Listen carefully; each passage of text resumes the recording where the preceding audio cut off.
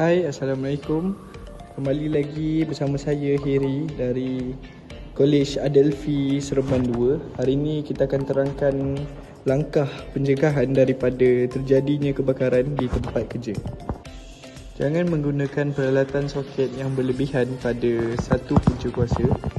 Nombor 2, jangan menggunakan peralatan elektrik yang rosak. Nombor 3, jangan membuang puntung rokok yang menyala di tempat kerja. Nombor 4, jangan menghalang alat pemadam api dan laluan kecemasan.